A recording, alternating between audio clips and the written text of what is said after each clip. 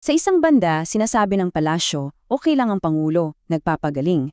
Pero sa kabilang banda, sa online world, iba ang usapan, nag-aagaw buhay na raw. So paano ba nagsimula ang ganitong kalaking kasinungalingan? Tara, silipin natin ang anatomy ng isang malawakang disinformation campaign. Okay, so ito yung plano natin. Una, titingnan natin kung paano nila binuo yung mga tinatawag nilang pruweba. Tapos, sino-sino ba yung mga nasa likod nito? At syempre, yung pinakamahalaga, ano ba talaga ang motibo nila? So, para masimulan natin to, kailangan nating maintindihan na may dalawang magkaibang realidad na sabay na nangyayari. Sa isang side, yung opisyal na kwento. Sa kabila naman, yung kumakalat na chismis online. Ayan, sa kaliwa, yung sinasabi ng gobyerno, diverticulitis. Isang kondisyon na, oo, kailangan ng atensyon pero hindi naman nakamatay. Sa kanan naman, yung chismis. Stage 4 colon cancer. Terminal na. Kumbaga, paalam na. Grabe yung pagkakaiba, di ba?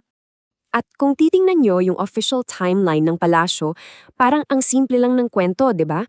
No ospital noong January 21, kinabukasan sinabing din naman life-threatening, tapos nung Holy Week kasama na pamilya, at pagdating ng April, balik trabaho na sa Manila.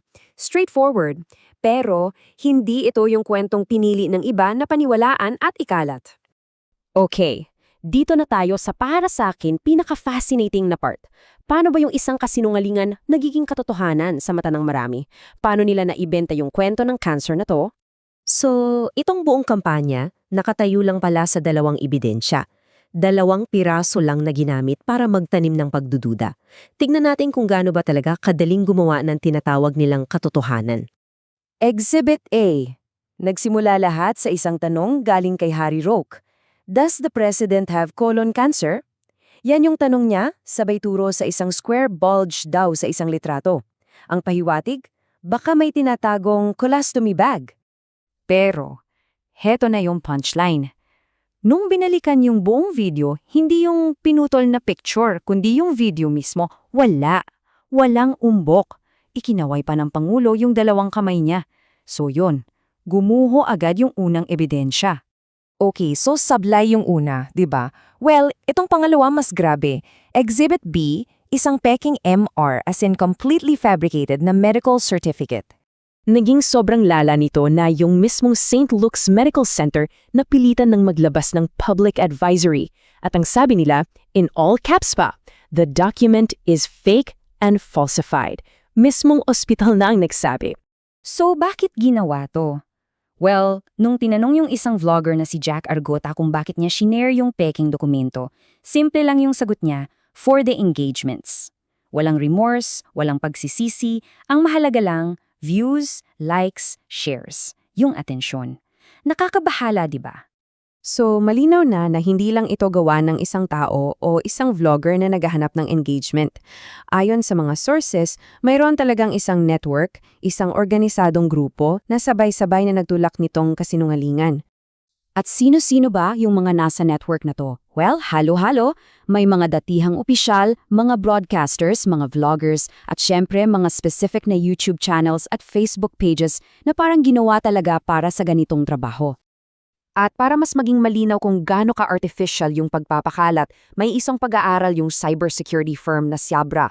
Ang nakita nila, halos 30%, 1/3 ng mga accounts na nagkakalat ng rumors ay peke. Mga bots, mga trolls, hindi totoong tao. Ang tawag sa taktikang yan ay coordinated inauthentic behavior. Ang idea, daan-daang accounts ang sabay-sabay na magpapost ng pare-parehong script, copy-paste lang. Para ano? Para magmukhang maraming totoong tao ang naniniwala. Para magmukhang ito yung sentimento ng publiko. Pero sa totoo lang, gawa-gawa lang.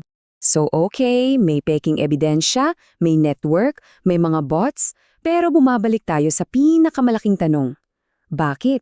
Anong endgame? Anong mapapala nila kung maniniwala ang buong bansa na mamamatay na ang Pangulo?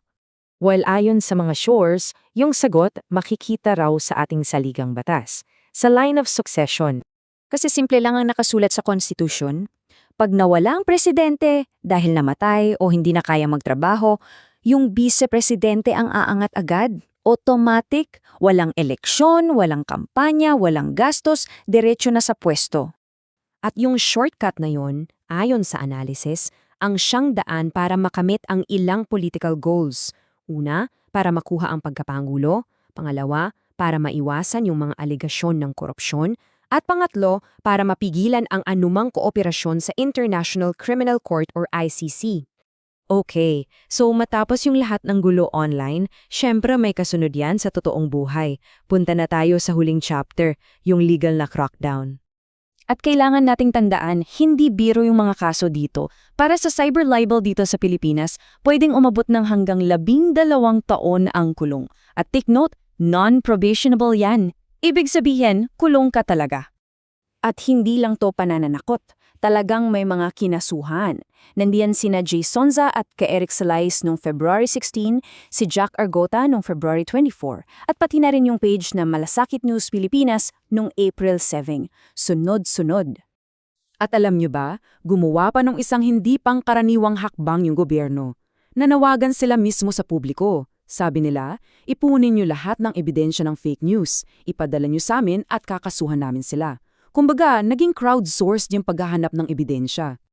Kaya itong buong kaso nag-iiwan sa atin ng isang mabigat na tanong, di ba?